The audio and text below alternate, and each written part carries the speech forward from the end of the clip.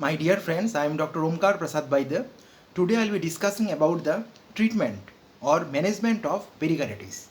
Now, pericarditis simply means the inflammation or swelling of pericardium, which is the outermost covering of heart. Now, it may be because of many causes like viral or fungus infection or because of autoimmune cause, or it may be because of after post MI or after heart attack, post surgical cause because of radiation induced, or even it may be drug induced. And one of the important or most common sign symptoms of pericarditis is chest pain. For acute pericarditis, the pain is stabbing or very acute pain in a particular area. It may be in the substernal pain, substernal or below the sternum, and the pain may radiate towards the back or shoulder and even to the neck. Now, depending on the sign symptoms, pericarditis is divided into acute pericarditis, incessant pericarditis, recurrent pericarditis, as well as chronic pericarditis. Now, for acute pericarditis, it lasts only less than 3 weeks, and chronic pericarditis lasts more than 3 months. And incessant pericarditis actually it persists for few weeks, 4 to 6 weeks, but less than 3 months. And recurrent pericarditis, where there is more than one events within a gap of 4 to 6 weeks, which is called symptoms free period. So these are the various types of pericarditis, and the sign symptoms of pericarditis depend on the type of pericarditis, for how much period it is the patient is suffering, or how it is patient is occurring, the disease is occurred, whether it is acute or chronic or recurrent pericarditis. Now, the sign symptoms may be of various type like chest pain, shortness of breath, it can be swelling in the legs, it can be cough, it can be a low grade fever because there is inflammation is going on in the body. So low grade fever is always there in case of pericarditis. And chest pain, it may be dull or stabbing pain in the substernal area. So there may be confusion with myocardial infarction or pleural effusion or in lung problems. Then there are several diagnostic tools like ECG, echocardiography, then chest X-ray, cardiac MRI, then cardiac CT scan. Beside blood tests are also there to rule out various causes of pericarditis, as well as it can also rule out or give differential diagnosis of myocardial infarction and other lung problems also.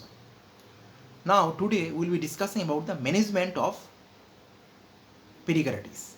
Now, one of the important sign symptom is chest pain, because there is continuous inflammation going on in the heart, that is in the pericardium.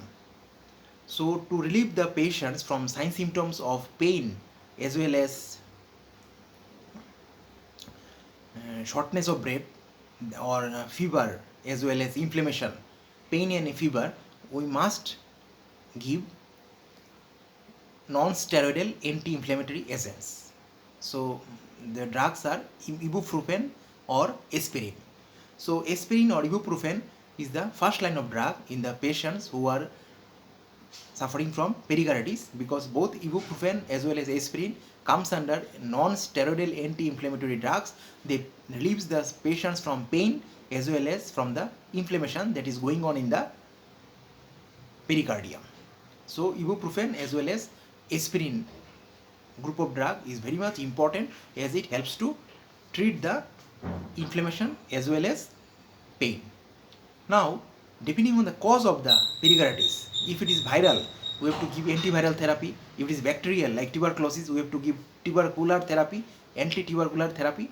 If it is because of parasitic infection, helminthic infection, we have to treat the helminthic cause.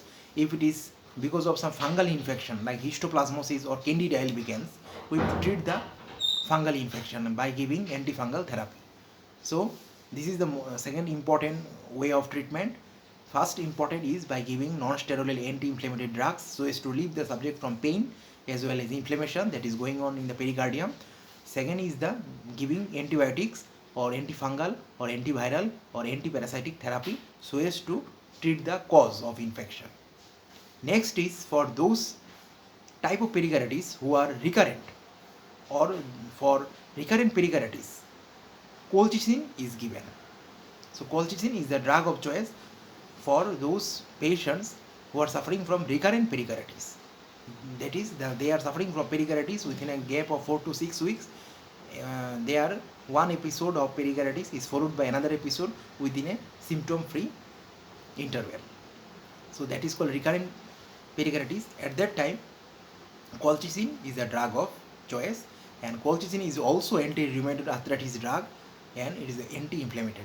So those subjects who are suffering from autoimmune disease like SLE, rheumatoid arthritis, they can be benefited from colchicine also, which is also anti-rheumatoid arthritis drug, as well as it also prevents recurrent pericarditis. Beside, for those patients who are not responding to ibuprofen as well as colchicine, for them corticosteroids are advised. So what are corticosteroids? They are called steroid group of drugs which prevent the inflammation that is going on in the pericardium, as well as they also prevent the autoimmune inflammation, and they also prevent the, for those patients who are not responding to NSAIDs as well as colchicine, corticosteroids are drug of choice. Beside, if there is a complication of pericarditis like constrictive pericarditis is the thickening or hardening or sclerosis or fibrosis of pericardium, and constrictive pericarditis may be an important complication of pericarditis, acute or chronic. So chronic pericarditis, if it persists for a long time, can ultimately undergo sclerosis or hardening or fibrosis of the pericardium, leading to thickening of the pericardium.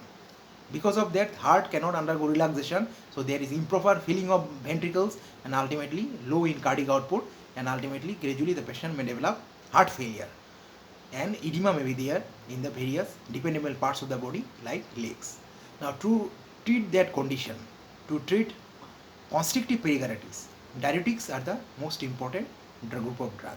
Diuretics actually responsible for excreting extra water that deposited in the dependable parts because of, or it also prevents the sign symptoms of heart failure that constrictive pericarditis may complicate too.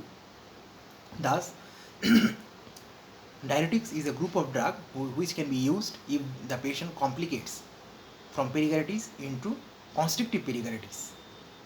So diuretics is a drug of choice in case the patient is suffering from constrictive pericarditis, because it relieves from the sign symptoms of heart failure, as well as prevent the swelling of legs as well as various parts of the body that may occur in case of constrictive pericarditis. Now for those patients, if there is very much complication of pericarditis, that is pericardial effusion, then we have to go for some surgical intervention. That is, we call it pericardiocentesis. Now pericardial effusion means collection of fluid in the pericardial cavity, and it can be diagnosed by echocardiography, where the fluid level can be measured also, and the amount of fluid can be determined also by using echocardiographic analysis. Now if the volume of blood or is volume of fluid accumulated around the pericardium or pericardial effusion is very much high volume and it can harm the normal function of heart, then pericardiocentesis has to be done. Pericardiocentesis. Here a catheter guided needle is inserted through pericardium, through heart, and it is a thin tube, catheter induced, and it is guided by echocardiography, and ultimately it helps in draining out the fluid that is collected as pericardial effusion in the pericardial cavity. If still then, in spite of doing pericardiocentesis, if we cannot remove the fluid gathered in the pericardial effusion around the heart, then we can do another important technique known as pericardial window formation. So pericardial window formation is another important technique by which we can go for treatment of pericardial effusion, which is an important complication of pericarditis. Beside, For those patients who developed constrictive pericarditis because of regular suffering from chronic pericarditis, they need special type of treatment known as pericardiotomy and or stripping of pericardium, pericardial stripping. So stripping means removal of the pericardium, thickened pericardium or fibrotic pericardium from the surrounding part of the heart, so as to prevent the development of heart failure or complication of constrictive pericarditis. So this is called pericardial stripping or pericardiotomy. So pericardiotomy, as well as another technique known as stripping of pericardium, is done in case of constrictive pericarditis, which is an important complication of pericarditis. Now for those patients who uh, who can complicate from pericarditis into pericardial effusion or other diseases like constrictive pericarditis, surgical intervention becomes necessary. So for treatment of the complication, we need surgical intervention. Otherwise, medical management is enough for those patients for treating pericarditis. But sometimes pericarditis may complicate into pericardial effusion or cardiac tamponade or constrictive pericarditis. In those patients, we need surgical intervention. So one of the most important surgical intervention is pericardiocentesis, and it is nothing but draining of the pericardial fluid that is collected in the pericardial cavity in the form of pericardial effusion. And for this, a thin catheter guided tube is inserted and it is regulated or controlled by or guided by echocardiography, and this technique is known as pericardiocentesis or drainage of the fluid in the pericardial cavity, as we call it pericardial effusion. So to relieve the patient from the pericardial effusion, pericardiocentesis is done. But in some cases, even after doing pericardiocentesis, the sign symptoms of pericardial effusion cannot be decreased, or we cannot remove the sign symptom, then or proper removal of the fluid cannot be done. That time we need to do another important technique known as pericardial window making. So this is another technique by which we do or we can give rise to prevention of complication like pericardial effusion.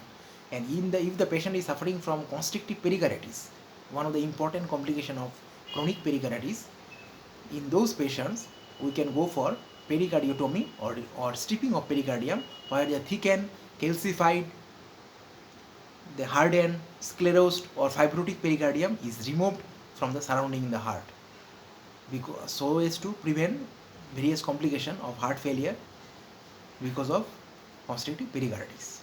So these are the treatment modalities for treating pericarditis.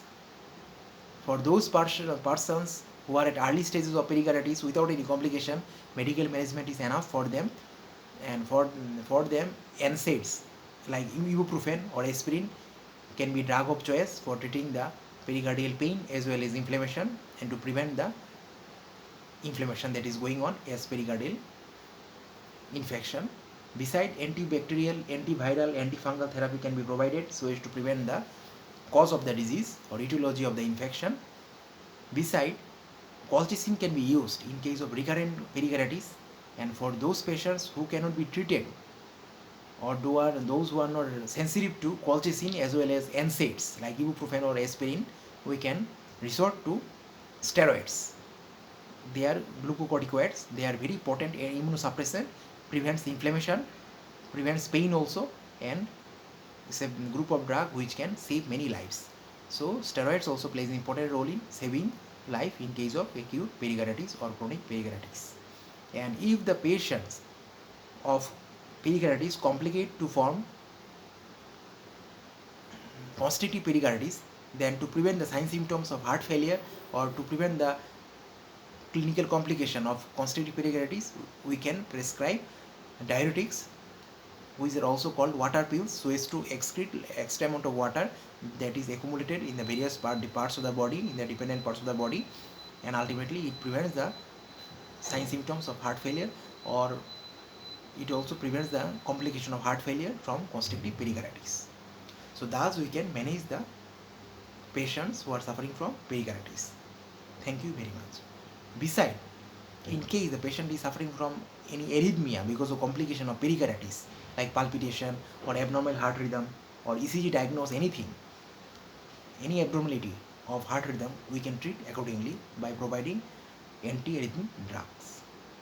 So these are the various treatment modalities for treating or management of pericarditis, as well as to prevent the complication of pericardial effusion or constrictive pericarditis.